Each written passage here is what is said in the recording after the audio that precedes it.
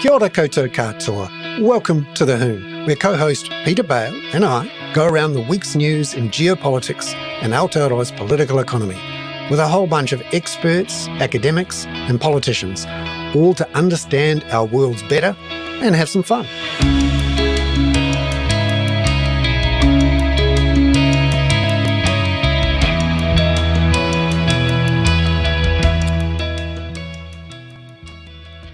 Tēnā koutou katoa, everyone. It is The Hoon, the weekly show where we look at the news around the world. I'm Bernard Hickey for the Kaka, and co-host Peter Bale is back. Bernard, great to have you back in Aotearoa, New Zealand, Peter, after some wanderings around the world. Yes, well, of course, what I should have done, I realised, is use the Air New Zealand Wi-Fi and do it from the plane, but that seemed a bit rash last week. But I mean, I did it from, what was it, Oslo, London, and Spain a couple of times. So we're still staying tuned, and I keep an eye. And of course, if I'm your sort of international affairs sidekick, then I've got to go international, as it were. Yeah, we got to do the geopolitics for real. Absolutely, in the geo. Yeah. And as you know from previous work and our general work, I only need to be in a country 20 minutes to fully understand it.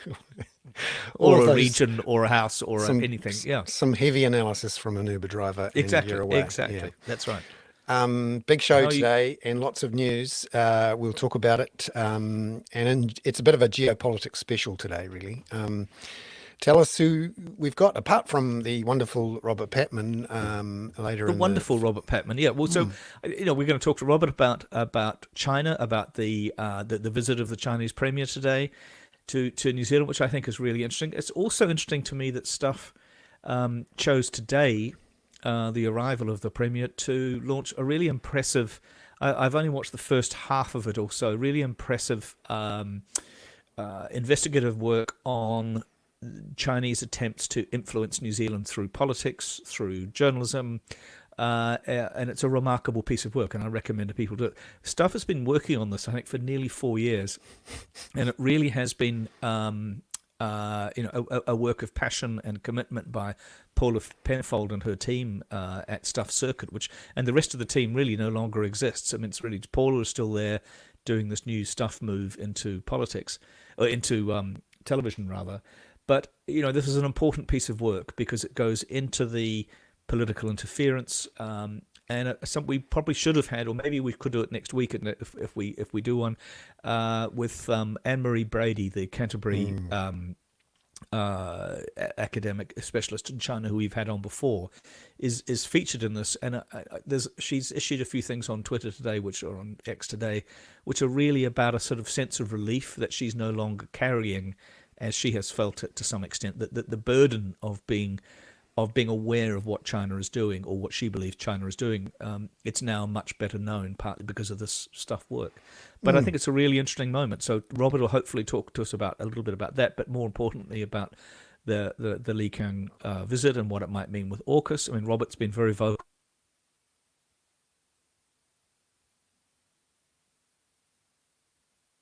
The idea of going into Orcus 2 is inappropriate for New Zealand, I think, as he sees it. Not that I want to put words into his mouth.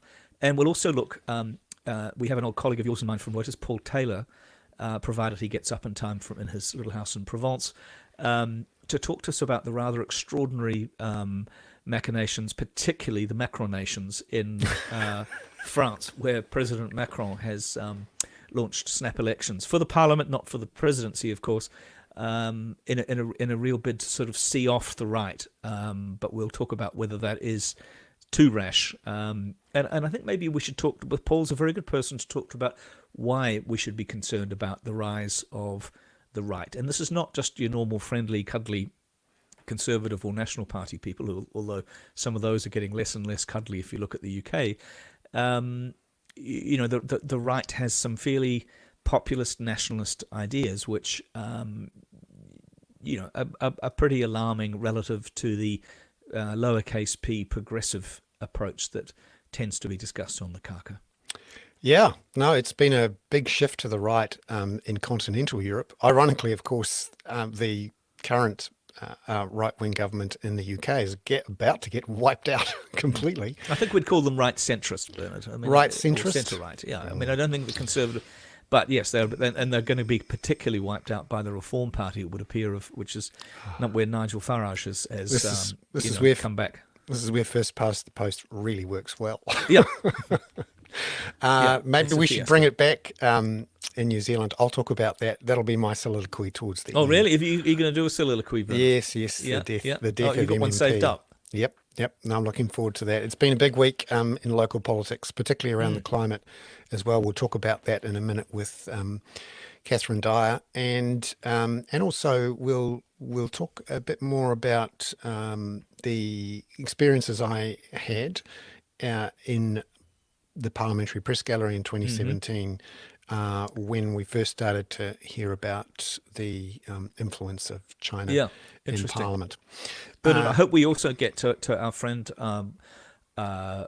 Shane Jones, because the poetry with which he spoke on the wireless this week about an oil company leaving New Zealand like a seagull leaves its poo was, I thought, I think he said they pooed and they flew off. Was actually pretty good. I mean, he's an eloquent, of course. I mean, nobody loves his eloquence more than he does. But, that's right. He's an interesting you get a sense bloke. that he will record the interview and then listen back to it later on. Yes. My greatest sayings by me. Yeah. Yep. No, it's been a heck of a week. And as we speak, you could argue New Zealand's trading future is in the balance. Yeah, I think you could argue that. I was just thinking about that, yeah, I don't want to go into a recession right now, particularly. Oh, well, actually, we're already in one. The little bit of economic coverage we'll have today is that yesterday we got numbers from the truckometer, which is a measure of heavy and light traffic movement, which is a nice little leading indicator of real GDP. And it shows that the per capita recession that started last year looks like it's going to be extended and deepened. And in terms of per capita GDP, we look like we're going to have the deepest and longest recession since the global financial crisis. In part because, our GDP is not increasing much, but our population is. We got more confirmation this week that about 3 plane loads worth of New Zealanders are leaving New Zealand every day. So 3 A20s, and we're getting back about 3.5 A20s worth of people on temporary work visas, mostly from India, the Philippines, and so China. relatively low skilled, as it were. Being so the rush of temporary workers came in over the last year and a half. Most of those were in cleaning, in retail work, so that means looking after the liquor stores and the service stations, and in other types of retail, including the whole nail maintenance. It's not the nail clinics. We're not talking about Bunnings. Yeah. No. Nail clinics and the like. So we are continuing on with the what I call churn and burn economy of. But Bernard, do we worry about all those people going? I mean, I'm not meaning to repeat the Muldoon thing about them increasing the IQ of both countries if they're going to Australia. But there's presumably still pent up demand, in a sense, for New Zealanders wanting to go overseas, younger New Zealanders wanting to go overseas after the difficult periods of COVID. Yeah, but what do you think we've run out of that? No, what we're seeing at the moment is an explosion of people leaving. Some of it is New Zealanders leaving as in pent up, but they had a chance in the last 18 months to do that. Something different's going on here. Part of it also is the people who came in immediately after COVID who are on temporary work visas from elsewhere who are leaving. So there's a flushing in and flushing out thing going on. Yeah, good metaphor. Yeah. But we've gone from literally losing about 20 to 30,000 New Zealanders a year to losing 80,000 in a very short space of time. And it's partly about the differing performances of the labour markets, but also the underlying gap in wages and productivity, because we don't invest in our economy or our infrastructure, and the Australians do, because they have that pension scheme. Yep. And they have a capital gains tax. So you bring it back to housing. Everything's always about housing, Pete. Yeah. And the climate, which we can talk about now with Catherine Dyer, our climate correspondent, who joins us from the winterless north. from the winterless north, and it's great to see you, Catherine, because this week has been a big week for news about climate policy in Aotearoa, New Zealand, with two sectors that the government would like to encourage, who are big emitters. Tell us firstly about farming. So the government delivered on their pre-election promise to keep agriculture out of the ETS. So that was an announcement this week that they're going to introduce new legislation to, and that legislation they're saying will take agricultural emissions, including the on-farm emissions relating to agriculture itself, animal processors, and fertilizer companies, out of the ETS. So they didn't specify that it was just, methane that wouldn't be priced. They've said that they're taking all of those emissions out of the ETS. That's the plan for 2025.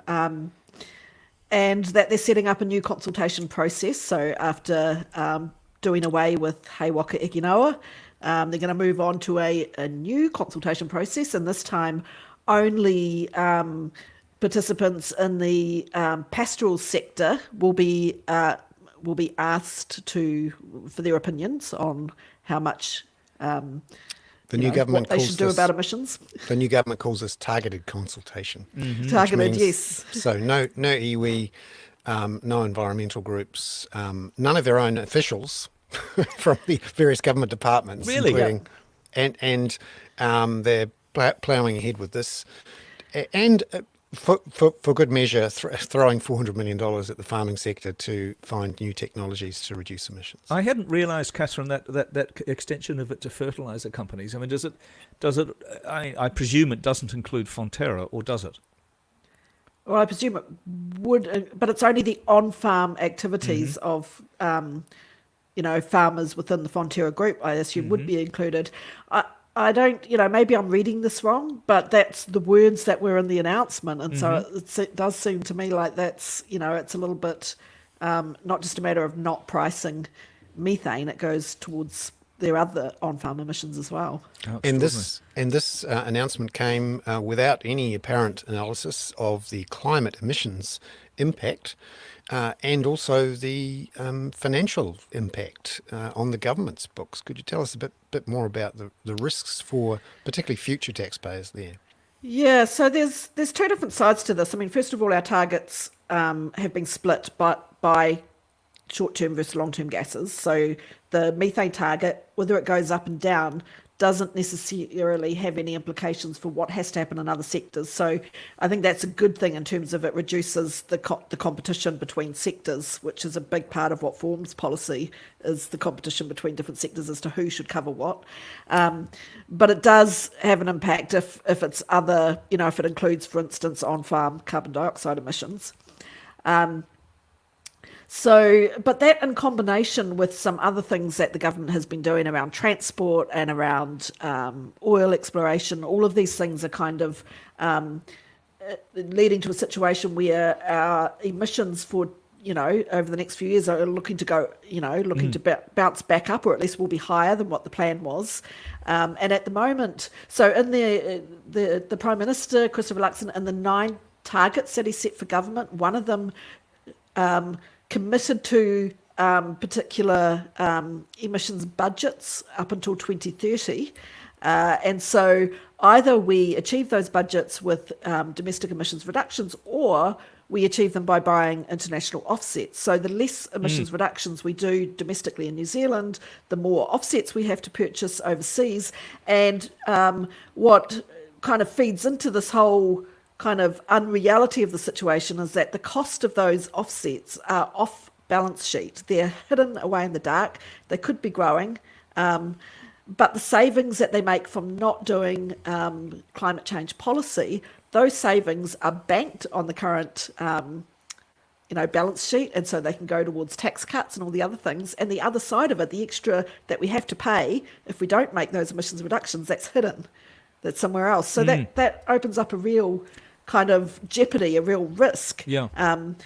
Because one way or another we have to achieve those reductions, whether we do them here or whether we buy them elsewhere. So we're sort of back to that subject of the Treasury need to count these as constructive obligations and put them on the balance sheet so we can all see what's going on and see where the gaps are, because these gaps are likely opening up, and that's going to hit us in the ass, a few years down the line.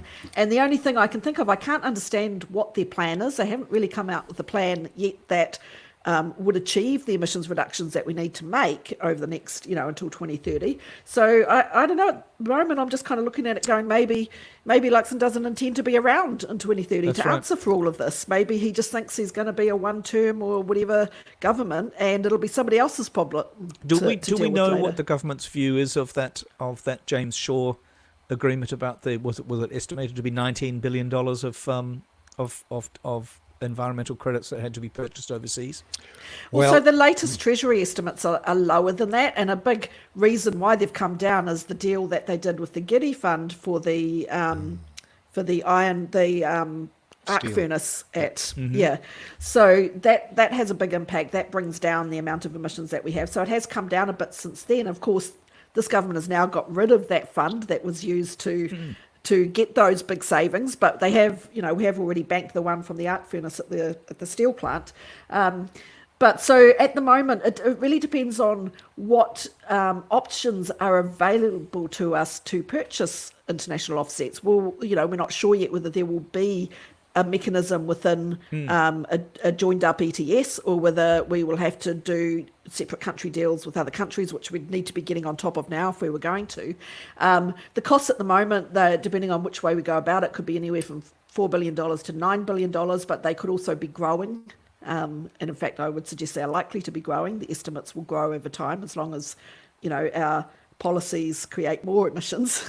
So, that's a big and potentially growing nasty surprise down the line that's sitting off the balance sheet. So, and it's another classic example of you bank the benefits now, both political and economic, of whatever policy action you take.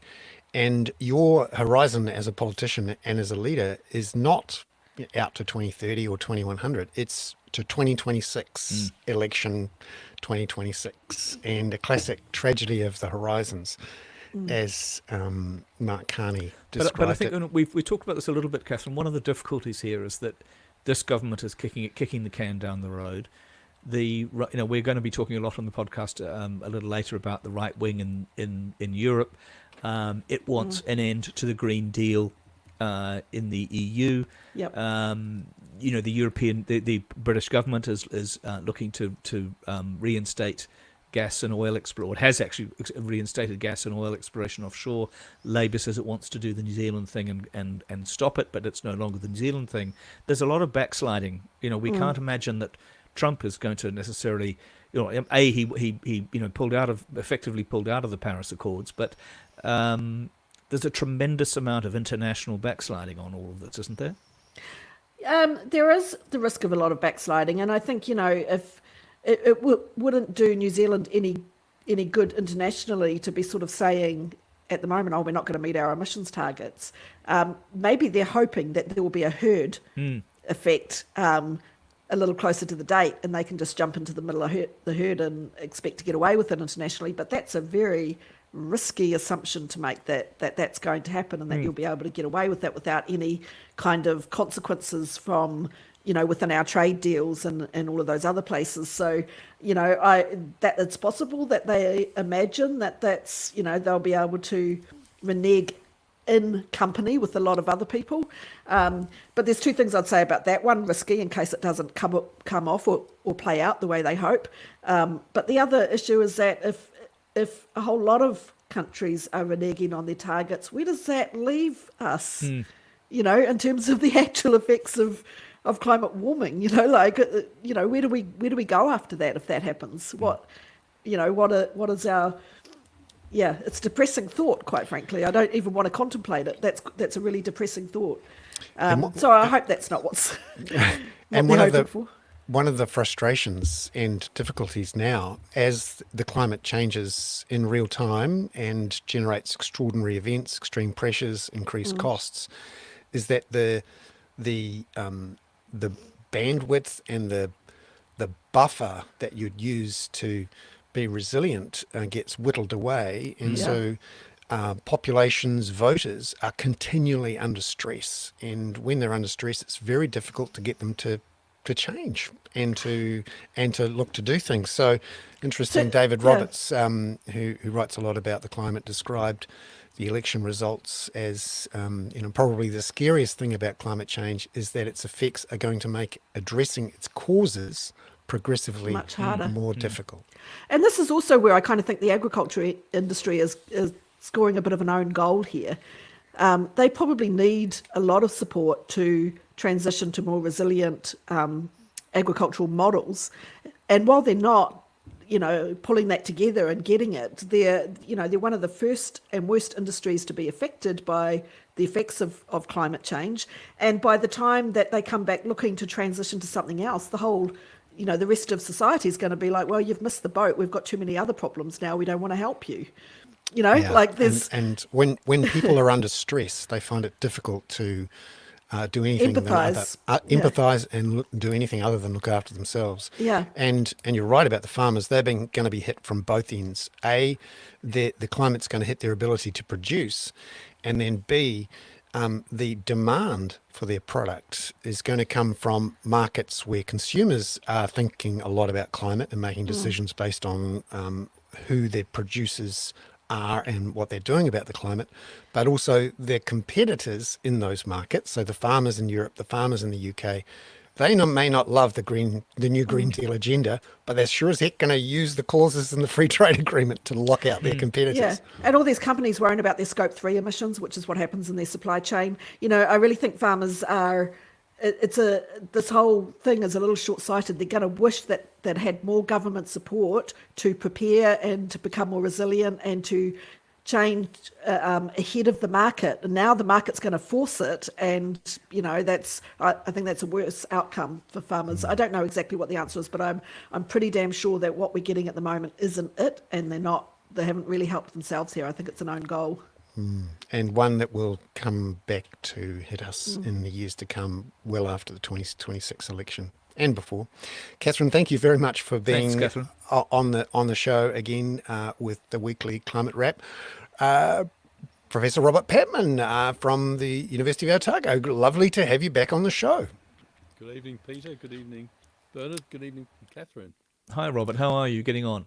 Fine, thank you. Now we were talking a little bit about China and the Bernard and Peter section at the beginning of it and beginning of the session, and we were thinking about the Lee Keung trip today, arriving in New Zealand. You've been writing a lot today or a lot this last month or so about the risks that New Zealand faces by dabbling and potentially deciding to go into Orcus 2 and putting that relationship with China in real jeopardy. Well, yes, it is a risk, but I again come back to our earlier discussions. I think New Zealand's decision about whether to join Pillar 2 of Orcus should not be based on perceived consequences in terms of the relationship with China. It should first of all, does New Zealand feel comfortable about joining a security arrangement which is seeking to deter China, and that's based on the assumption that China is the principal threat to the rules-based order on which New Zealand depends. I think many Kiwis would see that it's just one of many threats.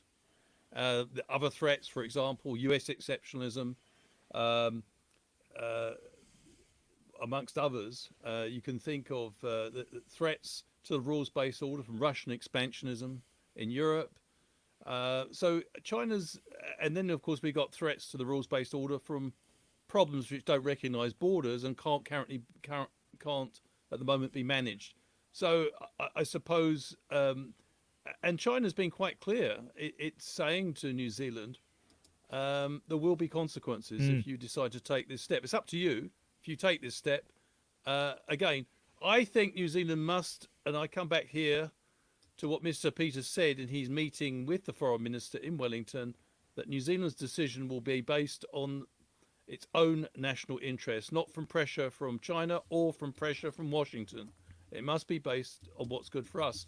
For New Zealand, we depend critically on an international rules-based order, and that means that we will clash with China at times. It means we will clash also, as we've seen, in the UN General Assembly with the United States over Gaza. So, we have to make a choice that's consistent with our underlying interests. And I personally don't think AUKUS is a good fit with our foreign policy because we've developed quite distinctive interests in the last 3 to 4 decades. And when I say distinctive, some people call it an independent foreign policy. All countries claim to have that. But I do think our position has been in relation to our traditional allies, one of unity rather than uniformity. And I think that's served us well, particularly in the Indo-Pacific, where countries do make a distinction, for example, between New Zealand and other members of the Anglosphere that make up AUKUS. Do we want to throw away that diplomatic advantage that we've accrued? It seems to me quite a big step to take. The other thing is, as I said in the article you're referring to, I think, Peter, in the East Asia Forum, New Zealand actually has to face a hard decision, which it's been ducking, in my view, for 2 decades. It can boost its national security by spending more on defence. And I ended the article by saying there are much more effective alternatives to Pillar 2, AUKUS, and that is simply biting the bullet and saying that we're going to spend up to 1.7% of GDP on defence and focus not on AUKUS but boosting defence ties with Australia. And that to me, and Australia's now experiencing big pushback, of course, against AUKUS. That seems to me, quite sensible. And Robert, what do you think the subtext of one of our readers, Yojo, is making the point that your, I think, graduate student, your PhD student, Jeffrey Miller, has been talking today about the Li Qiang trip being a goodwill tour with a subtext. What do you think the subtext is? Well, Jeffrey's quite an astute observer. I think he's right about the subtext. I noticed that Mr. Luxon previewed the meeting by saying, and quite rightly so, that New Zealand was interested in deepening and expanding the economic and other economic related possibilities, improved links in education and tourism, for example. I do think, though, there will be a discussion about New Zealand's exploratory position towards Pillar 2, and there'll be this is, if you like, the subtext I think Jeffrey's referring to. It will be part of the discussion, so it'll be a wide-ranging discussion. The interesting thing is that I think China has recently stressed how important hinted that the relationship with New Zealand is very important, and it doesn't want to see it, I think, diminish in its view. Robert, do you think that a decision has to be made anytime soon on this? Because I sense that Winston Peters and Christopher Luxon are able to push this away into the future for a while. But at what point do the Americans and the Australians go, yeah, you guys are mucking around here? How long have we got? Well, as you know, I'm puzzled by why we're taking so long, because the decision has to be based on whether we want to be part of the security alliance, which sees China as the principal threat to the rule of law internationally. I don't think most New Zealanders see it as the only threat. We shouldn't have any illusions about China. It's a dictatorship and a one-party state. But that didn't stop us doing business with it. How long have we got? Well, I suppose I wouldn't be surprised whether it goes beyond the November. I was going to say that, election. Robert. I think we're probably waiting. The other thing is that you could interpret this, actually, if you're cynical, as saying New Zealand actually will not join AUKUS, but what we're doing, we're kindly considering and giving great consideration. We're flirting. Protracted consideration to Biden's offer to walk through the door to Pillar 2. And that way we won't offend our American allies, our American friends, by dismissing the opportunity out of hand. We're diligently exploring what it's all about, and no government has been at so far over 3 years be able to discover fully what it's about. And then only to say after Mr. Trump's elected, if he's elected, or if Mr. Biden's returned, I'm sorry, We've really looked into this very diligently, as you can see, but it probably just won't work for us. How does a potential Trump election change things for us? I don't think it just changes things for us. I think it changes things for the other members of Orcus, particularly Australia. The Australian military, not just the Australian military. I think a lot of the political establishment in Australia would be very uncomfortable being part of a security arrangement headed by Donald Trump.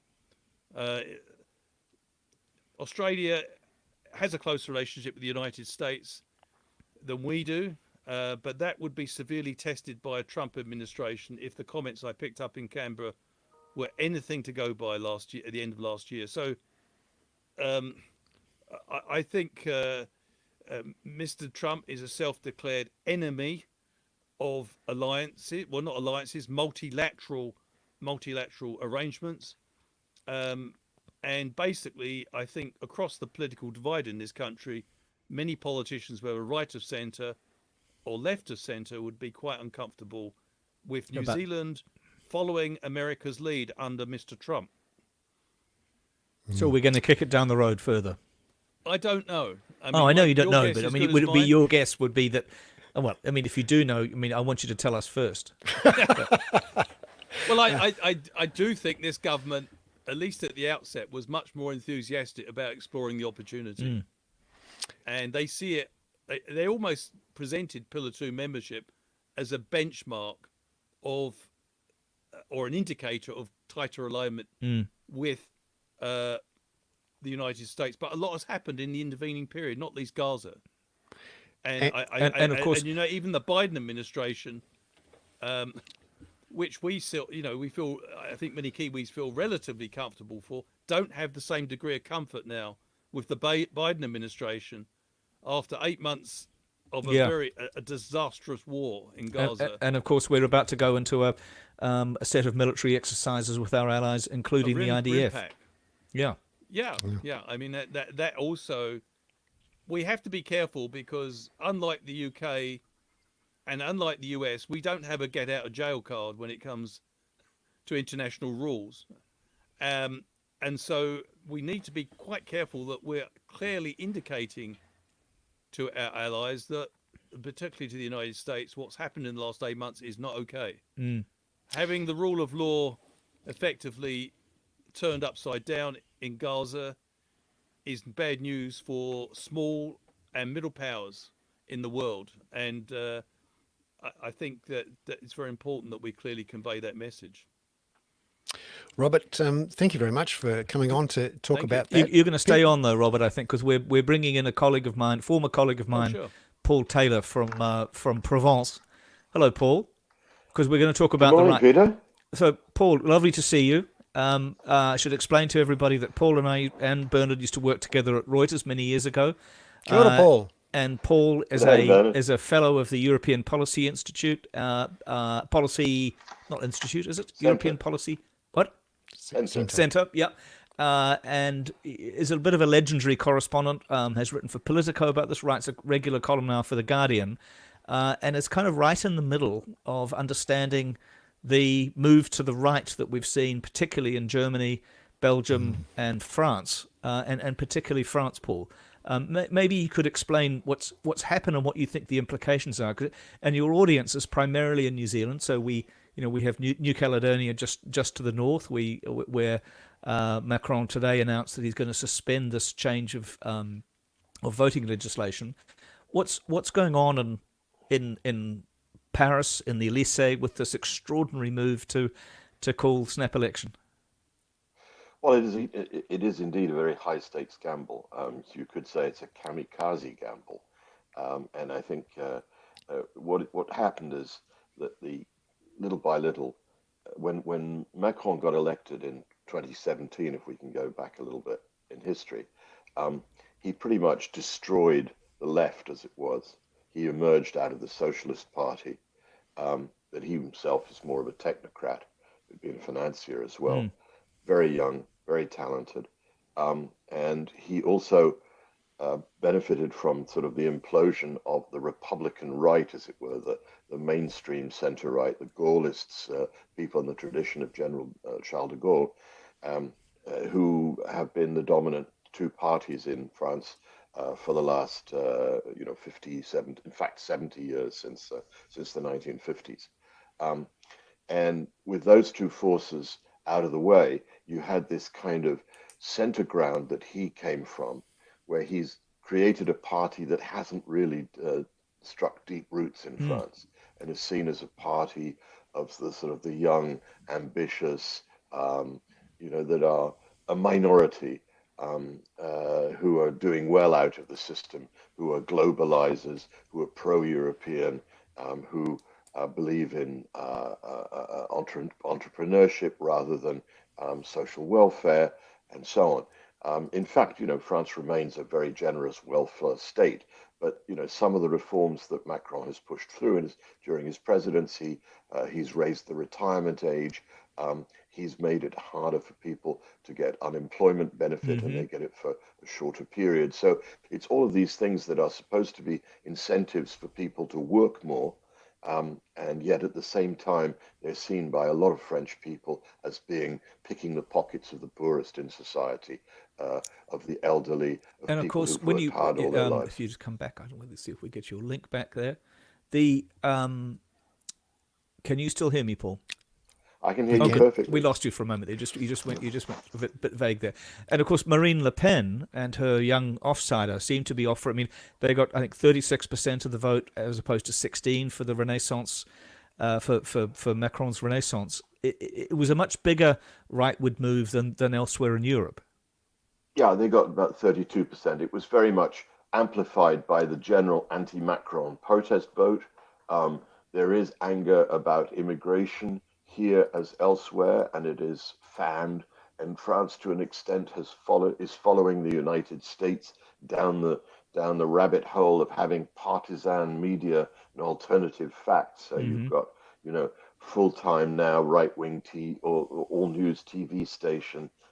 You've got a magnate who owns newspapers and television stations, who is a sort of French Rupert Murdoch, although I don't think he's It's a yet been terrifying caught thought. phone Yeah. hacking.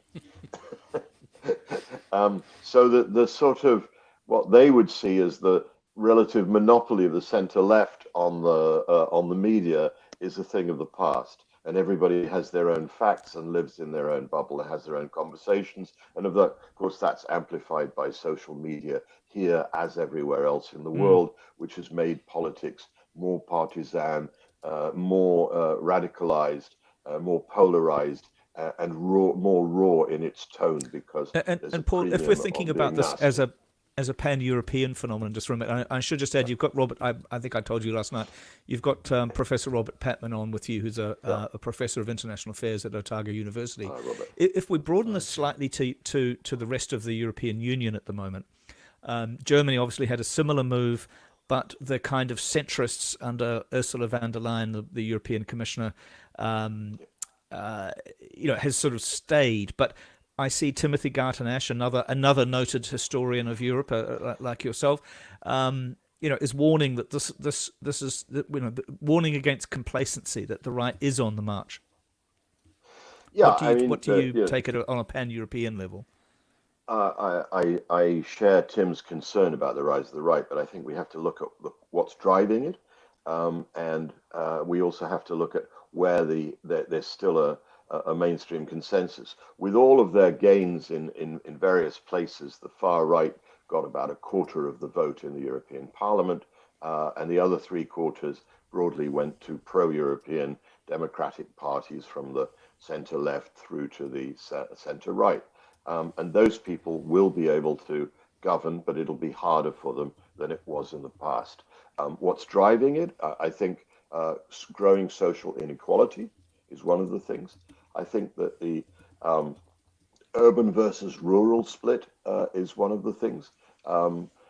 It's harder and harder for ordinary working people who have to get to work in their cars. It's expensive. Energy prices have gone up. There's been a cost of living crisis, and People are afraid, perhaps more afraid than they need to be, but afraid of the costs of the green energy transition. Look at the numbers and can't afford heat pumps, solar panels, thermal insulation, electric cars, and are afraid that the elites want to take their cars away. And it's things like that, amplified by, as I say, by social media and by right-wing populists. There's also a sense of loss of control. You know, the most powerful slogan of the last 20 years in politics has been "Take back control." Where There's did a that come sense of from? loss Yeah. of control, and that whether it's loss of control of our borders and migration, loss of control of our daily lives in the sense that decisions are taken further away. It's the sort of backlash against globalization that you're seeing in a lot of places. I think that to me, the answers for the center left, for progressives, have to be about, first of all, sticking to your principles, and secondly, dealing with some of the root causes in terms of the costs of the green transition and making sure that nobody's left by the wayside and that poorer people are able to cope.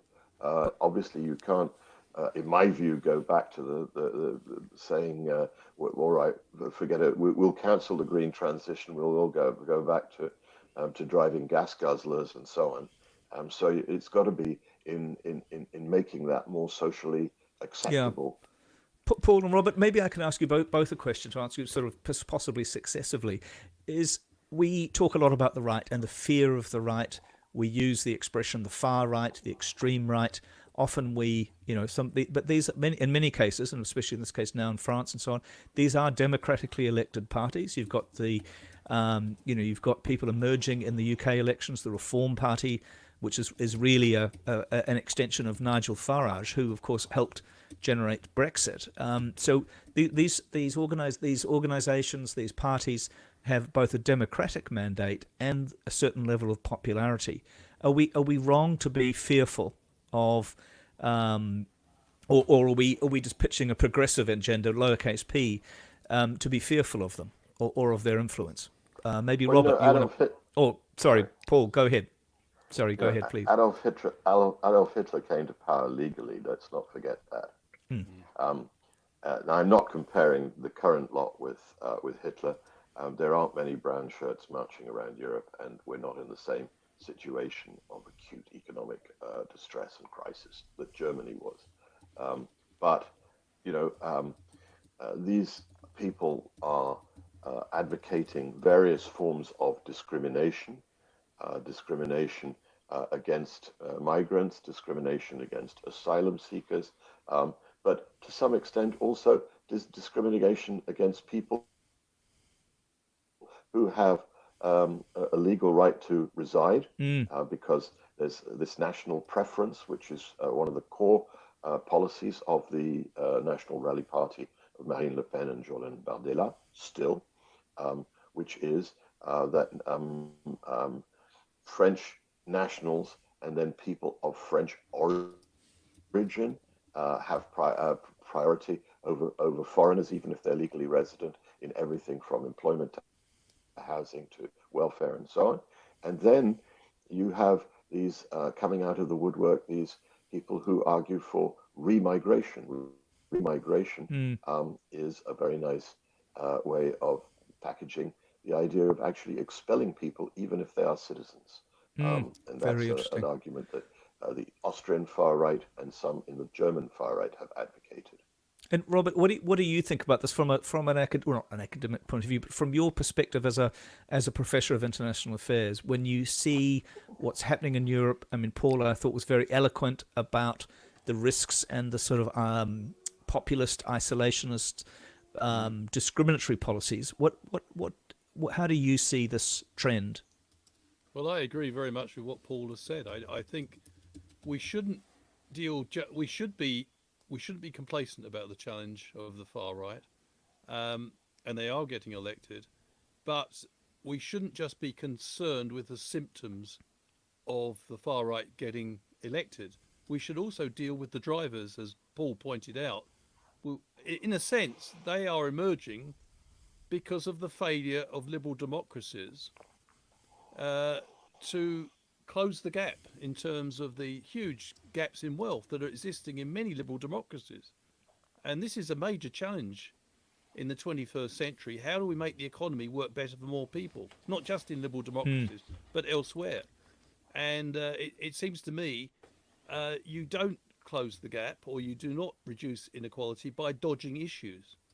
One of the things I found a bit demoralising is the fact, if you look at the British election now, the national election going on in Britain, which I think is set in early July, July the 4th.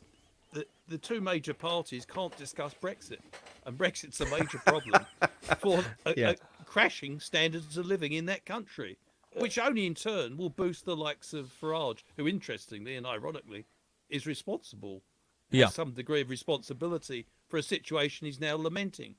So yeah, I mean, at some point there has to be not only leaders who are prepared to address these issues, but to do so with some courage. Paul, And may I? It's not. may I- We Sorry, shouldn't go be on. complacent about the problem. And the only thing, and this is a question I'd love to hear Paul respond to. One of the things that baffled me, Paul, has been Macron's strategy for going for these early elections. What's your take on that? Is it he's actually trying to capitalise on the fact that national populists, such as I think it's called the National Rally Party now, isn't it, in France? Yes. Is he sort of resigned to the fact that they will win a sizable share of the vote, and that will put them in power, but of course he'll be president? In other words, is it a strategy to smoke them out? Because national populists don't have an outstanding track record once they get into power. And I'm wondering if I'd be very interested in your take on that.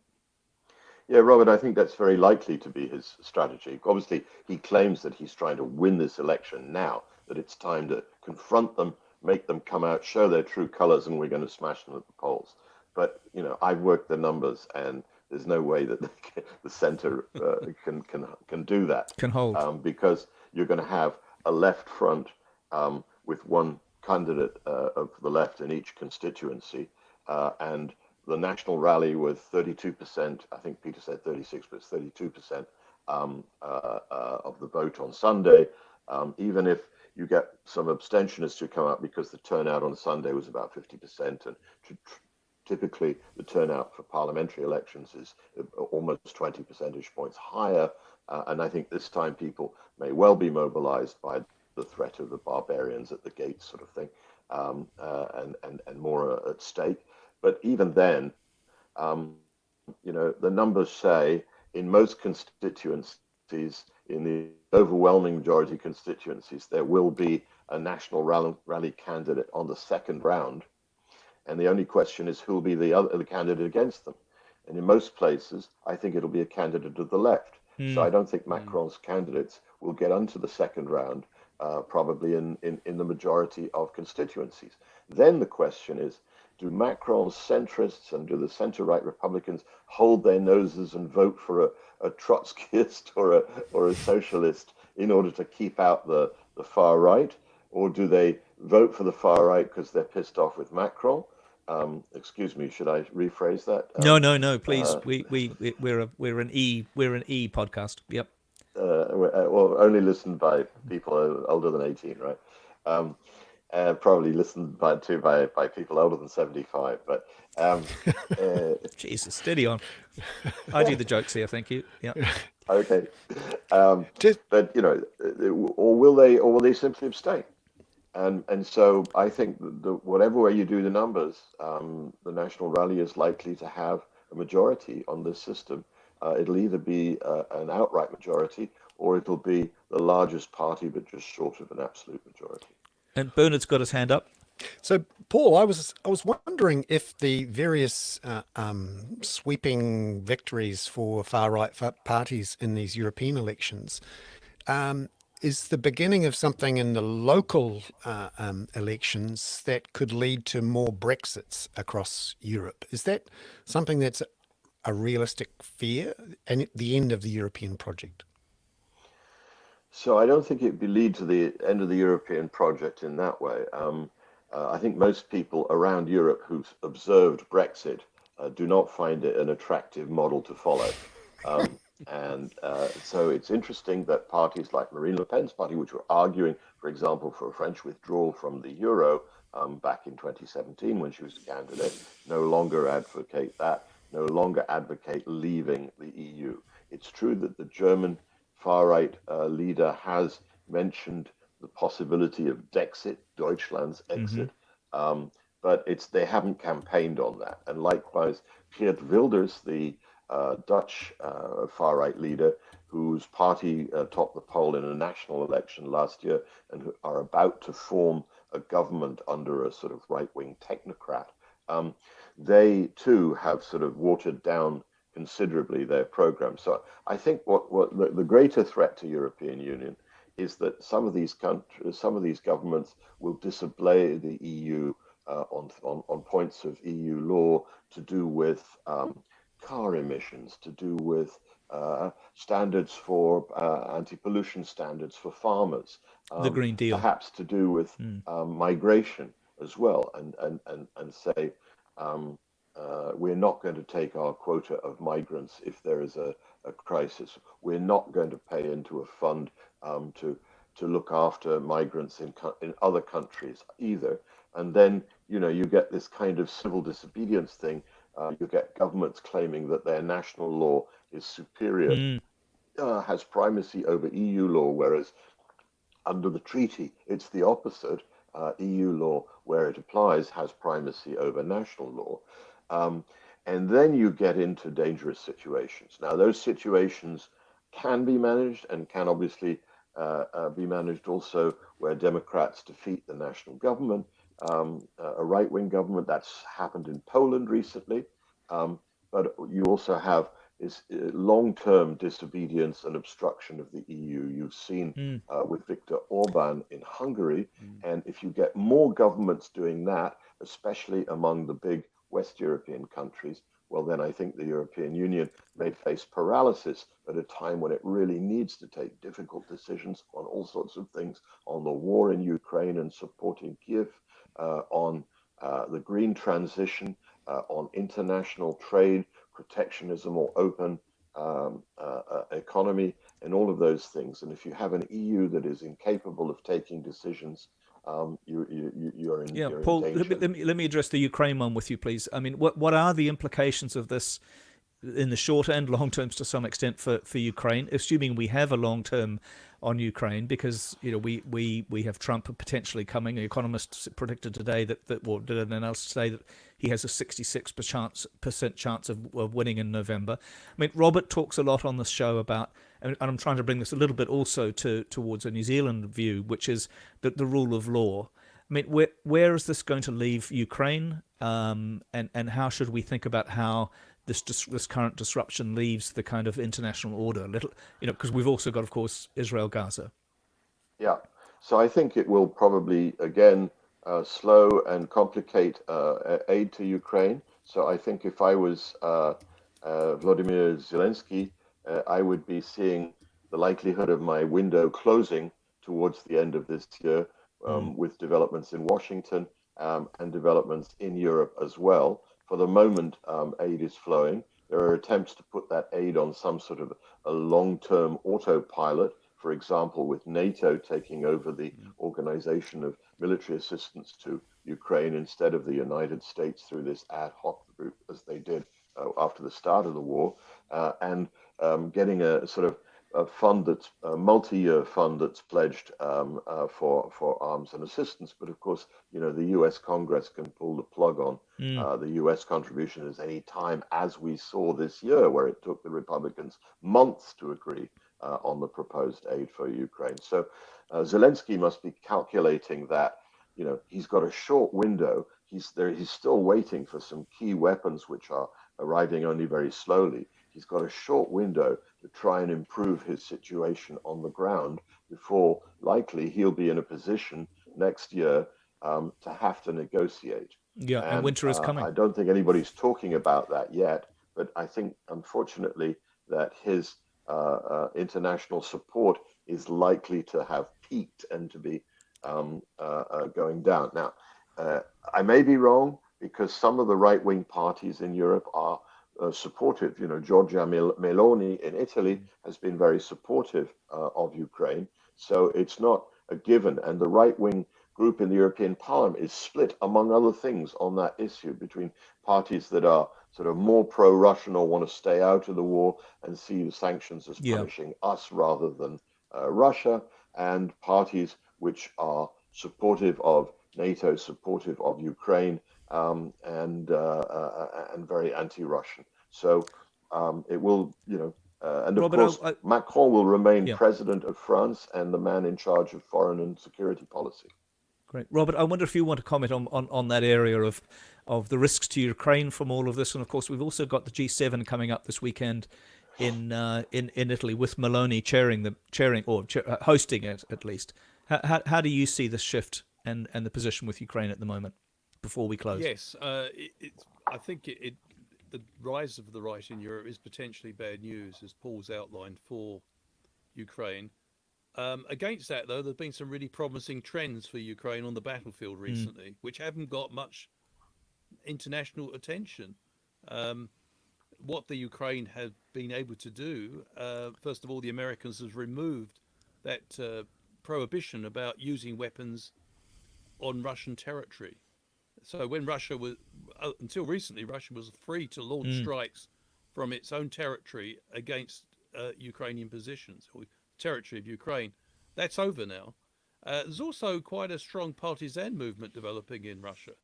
And we're seeing the progressive undermining. I mean, The Economist recently said that Putin was taking a beating in Crimea. And I don't think that's too dramatic a language. These new weapon systems are slowly coming through, particularly the ATACMS. I never get his acronym ATACMS. right. The ATACMS. The yeah. ATACMS, yeah. But they are making a big difference.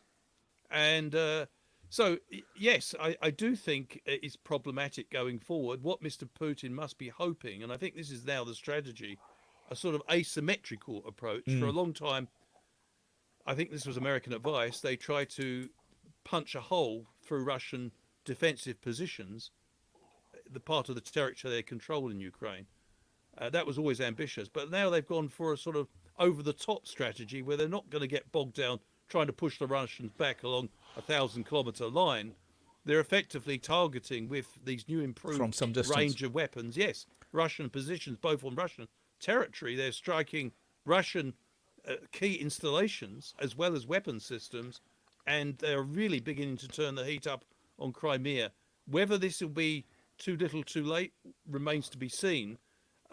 My sense is that Mr. Putin would not survive a situation in the Kremlin if Crimea becomes virtually impossible for Russia to maintain a sizable. On the other hand, of course, and Paul he'll be rubbing his hands at the possibility of Marine Le Pen's organisation.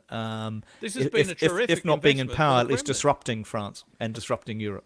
Yeah, but I think the point that Paul made is very important. Yes, Mr. Putin has dabbled in European and North American politics, and he has supported AfD, or Alternative for Deutschland, and groups like this, and I'm sure got money in various quarters in Europe and America. But these groups are often fiercely competitive and don't agree on everything. So we shouldn't see them as monolithic, a sort of monolithic far-right pro-Putin group. I think there's quite strong differences emerging between them. So it's going to one interesting development that Paul touched on that I really think needs emphasizing. Apparently NATO have just agreed that support for Ukraine, all members of NATO with the exception of Viktor Orban's Hungary, no surprise there, are now mandated to support Ukraine's efforts to restore their territorial integrity. That's a sort of pragmatic recognition that Mr. Trump may well be coming to power and that American support's going to diminish. But it is an interesting, it's a mixed picture, I think, to answer your question. Paul, Robert, thank you so very much, and I really appreciate you coming in, Paul. We're going to see you every Thursday morning at 7 a.m. from now on. Thank you. You're the main obstacle to my breakfast. See you. Thank you so much, Paul, and I'll drop you a note. But thanks very much for coming on. You really helped us understand that much better. Thank you. And as always, thank you, Robert. Thank you. Thank you, Robert. Cheers. So, Bernard, I was going to do the read out the Trump speech this week about whether you prefer to be on a boat with a gigantic battery sinking and face the possibility of electrocution, or jump in the water and face a shark. Which, of course, apparently, according to Trump, there are more shark attacks at the moment, and he wants to know why that is. It was one of the most I won't read it now because we haven't got much time, but it was one of the most bonkers sort of public addresses you can ever imagine. And lots of people were calling out how bonkers it was and how deranged it was. Unfortunately, of course, Joe Biden then appeared at an event at the White House and appeared to have one of those Mitch McConnell freezing moments yesterday, and to really look like somebody who needs to be taken off to a home. But so it's all a bit difficult at the moment. It is. The way I watch American politics at the moment, rightly or wrongly, is through the lens of the late night shows, and it's almost unbelievable the stuff that's coming out. And I think, is this a joke, or should I just stop watching these late night? I don't like shows? them actually myself, but I'm afraid it is no joke. And I guess the best news possibly is was it 3.2% U.S. inflation today, and the likelihood that there'll be another interest rate cut, probably 2.5% inflation by the end of the year. So hopefully some of this economic impact will start to be felt by ordinary Americans. And I was going to throw in at the end there in the discussion about Russia, but sanctions on Russian banks accessing euro and US dollars have shut down the Moscow exchange and stopped trading of foreign currencies. There are some reports of increased queues at Russian banks, and it looks like these latest sanctions are making some sort of impact. Whether it lasts or not, it's another thing.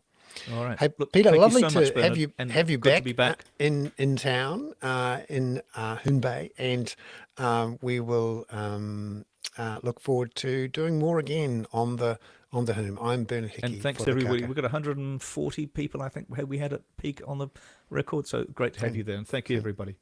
Fantastic. Ngā mihi nui mā te wā. We will talk again in the future. Thanks very much, Bernard. Catch up. Bye-bye. Bye.